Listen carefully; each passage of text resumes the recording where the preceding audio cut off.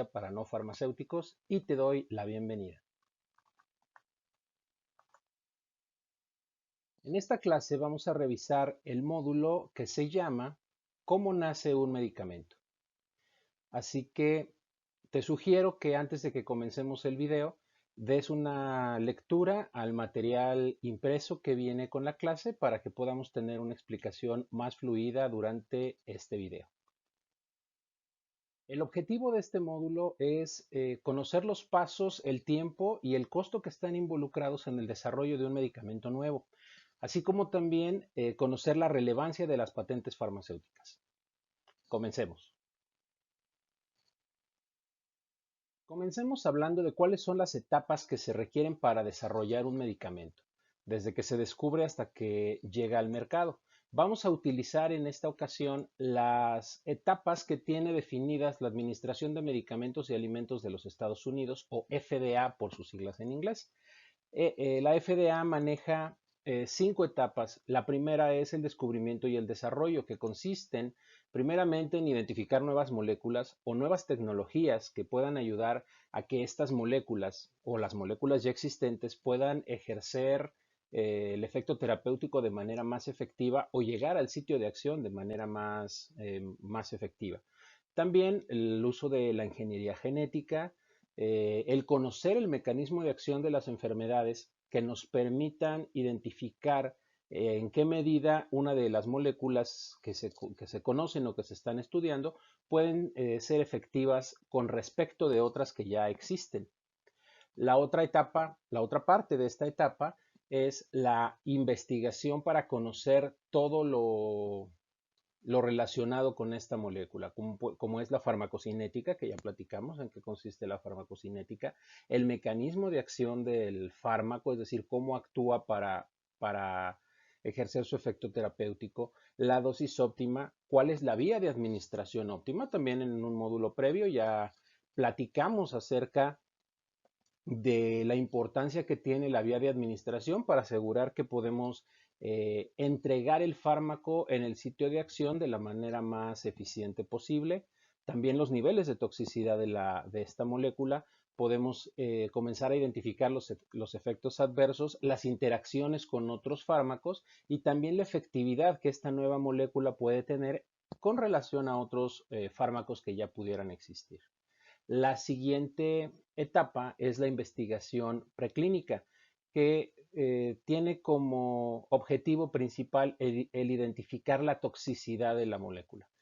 Y esto se realiza principalmente en estudios en laboratorio, que puede ser in vitro, es decir, a través del uso de tejidos celulares o algunas otras técnicas, y también el estudio en animales de laboratorio.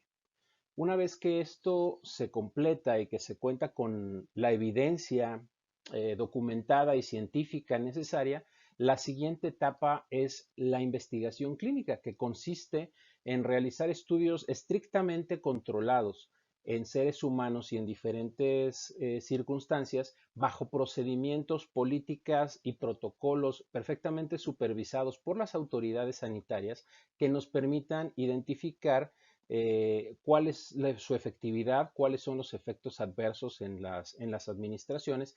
Y esta investigación clínica se divide en 3 fases que vamos a comentar en un momento más. La siguiente etapa, si los estudios clínicos son exitosos, entonces lo que sigue es el sometimiento de toda la información que se ha recabado hasta este momento de las 3 etapas anteriores a las autoridades sanitarias, quienes evalúan y revisan toda esta información para dictaminar si este nuevo medicamento es susceptible de ser aprobado para su comercialización o no.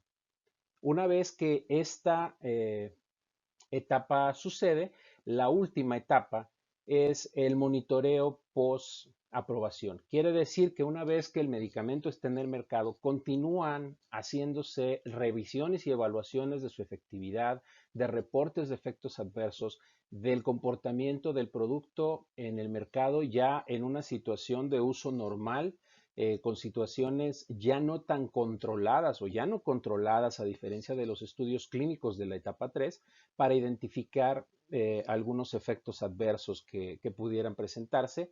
Incluso Esto lo hemos visto en varias ocasiones en las noticias. Es seguro que has escuchado que las autoridades sanitarias identifican alguna situación que se está presentando con algún medicamento o con algún fármaco en específico y pueden ordenar que deje de comercializarse. Tenemos bastantes ejemplos recientes acerca de ello. Y en Internet hay una cantidad bastante importante en las páginas de las entidades regulatorias farmacéuticas internacionales, en la misma COFEPRIS de aquí de México. Podemos encontrar información acerca de estos retiros de medicamentos o de alertas acerca del uso de algún medicamento.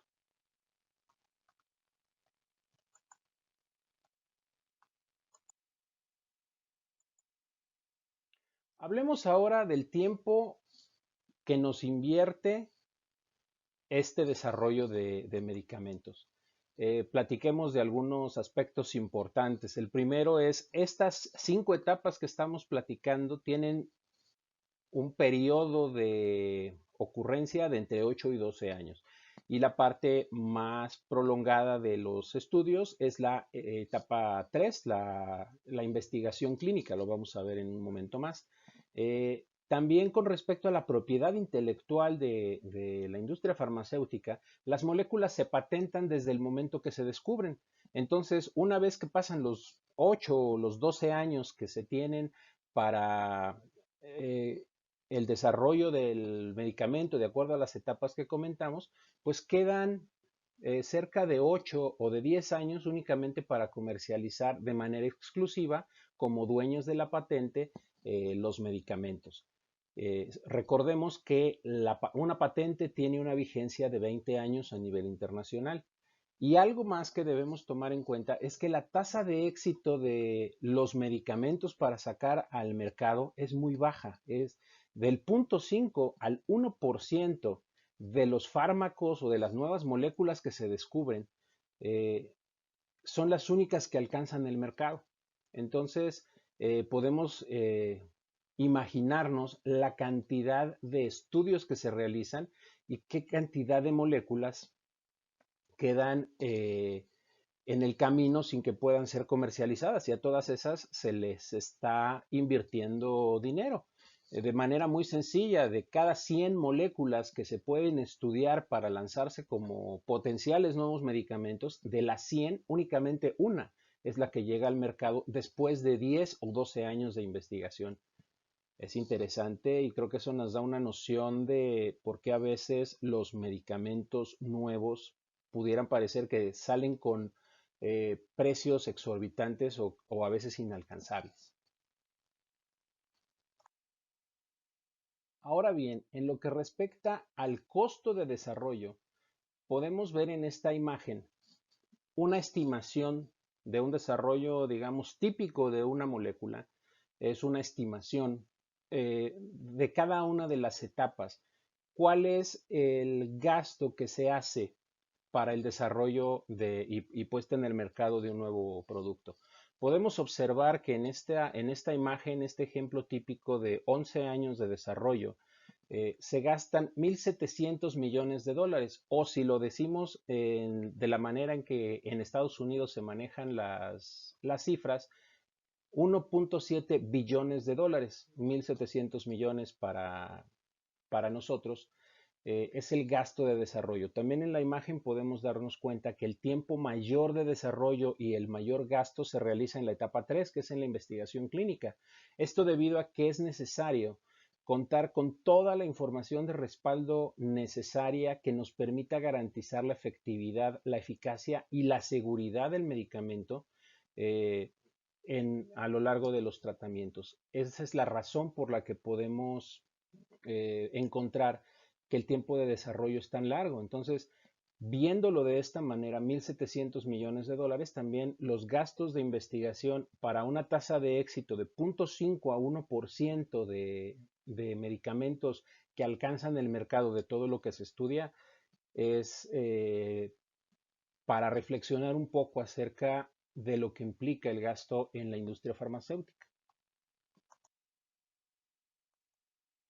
Platiquemos ahora de los estudios clínicos. Decíamos hace unos momentos que los estudios clínicos es lo que más dinero requieren durante el desarrollo farmacéutico y también están divididos en tres etapas. Las etapas las vamos a observar en esta tabla. La fase uno es donde se identifican características de seguridad, la tolerabilidad del fármaco.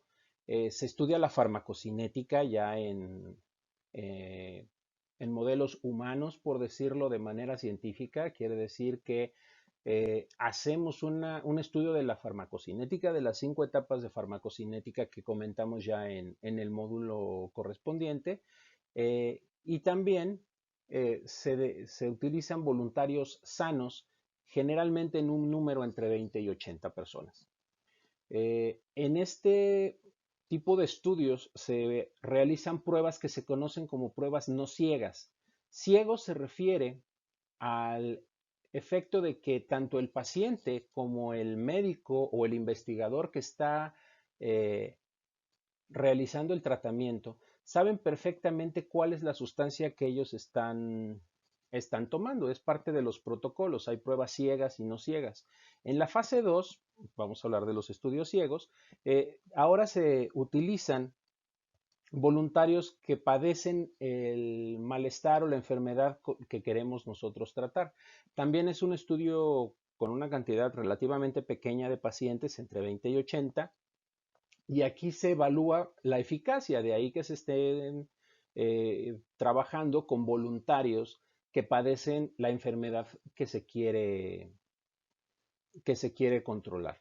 Y aquí se conoce la ejecución de estudios ciegos que tienen también diferentes variantes.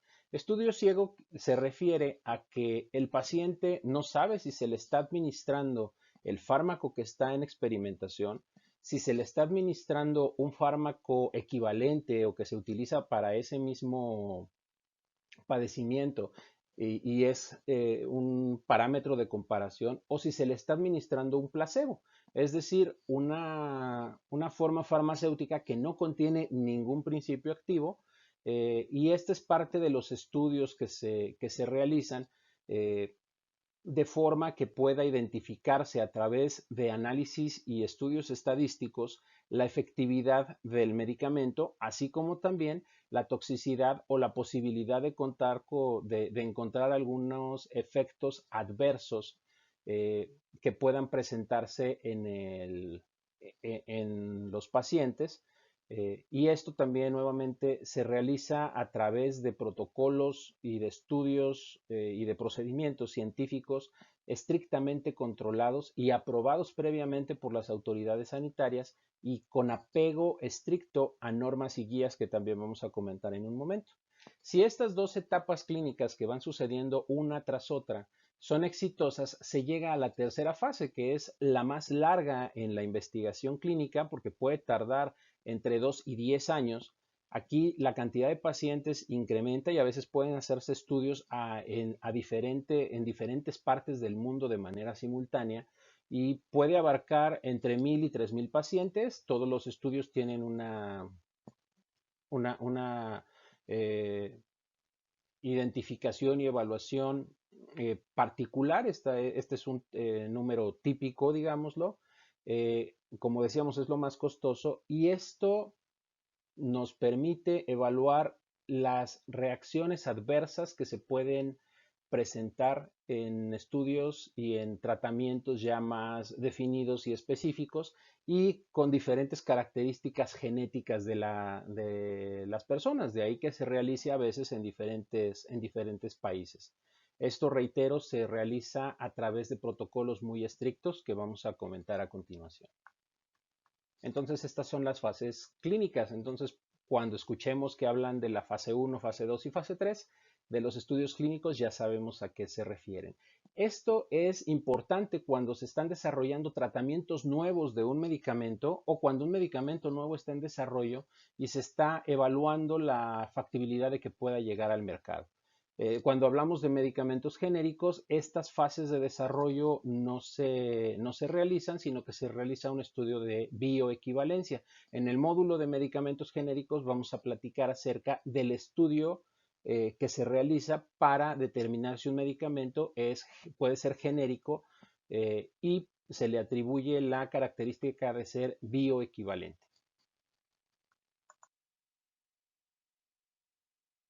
Con respecto de la realización de los estudios, se realizan, hemos comentado, con base en condiciones extremadamente controladas y con apego a guías, políticas y procedimientos. Estas emanan principalmente de la Conferencia Internacional de Armonización o International Conference of Harmonization, ICH por sus siglas en inglés, que es una entidad que está conformada por la Unión Europea, Estados Unidos y Japón, y es una entidad que se dedica a armonizar los conceptos y los criterios de calidad, seguridad y eficacia y de buenas prácticas de fabricación de la industria farmacéutica en estas tres regiones del mundo, de manera que se pueda trabajar en el mundo globalizado de manera equivalente. En eso consiste a grandes rasgos la ICH. Eh, Como parte de su función es trabajar y elaborar, supervisar y actualizar estos protocolos y estas normas y guías que permitan un estudio desde el punto de vista ético y científico totalmente riguroso y que garanticen la seguridad de los pacientes y de los voluntarios que están interviniendo en los estudios. Eh, Esto permite que podamos trabajar de manera científica, que tengamos resultados creíbles, bien documentados y bien soportados, que permitan garantizar la seguridad de los medicamentos. Consideremos que hoy en día los medicamentos que se lanzan al mercado se utilizan a nivel mundial. Esa es la importancia que tiene trabajar estos protocolos clínicos con apego a la ICH. Y esto viene también en consecuencia de una historia muy larga de situaciones que provocaron medicamentos que se lanzaron al mercado sin tener estos cuidados. En el pasado, en los años 60, en fines de los 50, por ejemplo, uno de los casos más famosos es el de la talidomida, que vamos a ver en un módulo más adelante. Vamos a platicar acerca de estos eventos desafortunados consecuencia del uso y del estudio insuficiente para conocer medicamentos. Esta, estas guías y estas políticas es parte de las lecciones aprendidas de todas esas desafortunadas situaciones que se han estado presentando en la historia de la farmacia.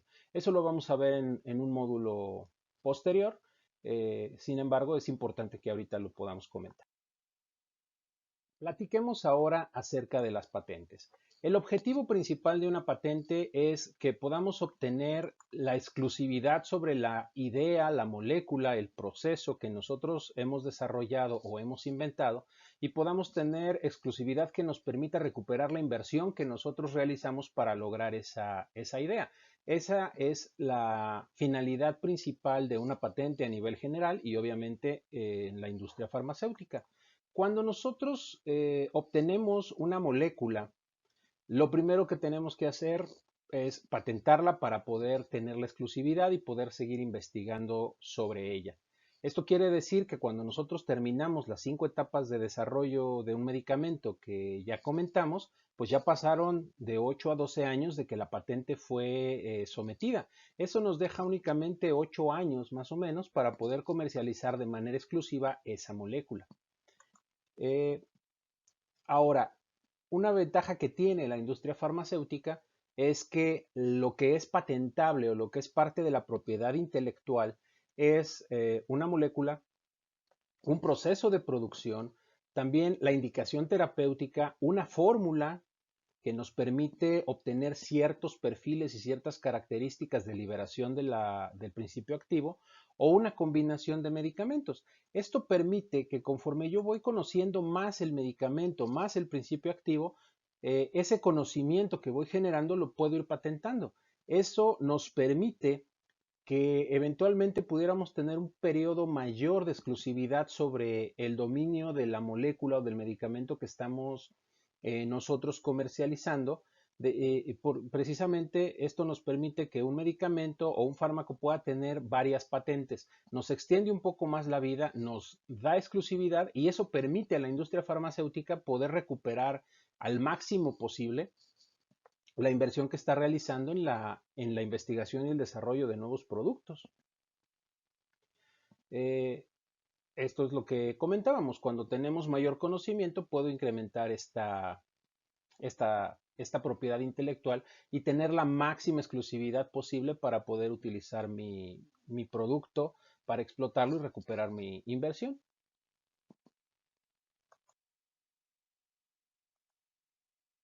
Ahora, en el caso de las patentes farmacéuticas, en Europa y en Estados Unidos existe una figura que permite ampliar la patente inicial por 5 años después de que han pasado los 20 años de tiempo de vida normal de la patente. Y esta figura se llama certificado complementario de protección y aplica a la industria farmacéutica. Reitero, esto existe en Europa y en los Estados Unidos. En México, el Instituto Mexicano de la Propiedad Industrial no tiene esta figura.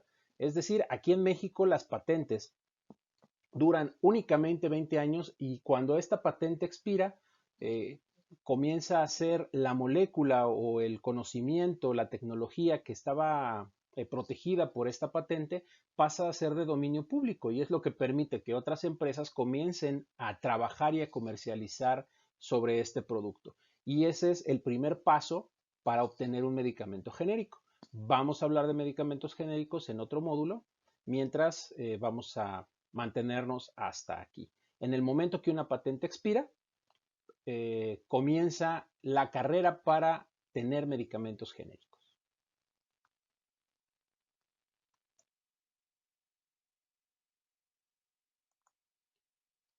Bueno, hemos llegado al final de este módulo. Vamos a revisar cuáles fueron los conocimientos adquiridos en esta ocasión. Primero, somos capaces ya de describir y de entender cuáles son las etapas de desarrollo de un medicamento nuevo. También ya conocemos cuáles son los tiempos y los costos típicos para el desarrollo de un nuevo medicamento. Podemos diferenciar los tres tipos de estudios clínicos, las tres fases de los estudios clínicos, y también conocemos de manera general cuál es la relevancia y en qué consisten las patentes farmacéuticas. Pues bien, yo te invito a que resuelvas la evaluación correspondiente a este módulo y nos vemos más adelante en nuestra siguiente clase. Muchísimas gracias por tu atención. Yo soy Eduardo.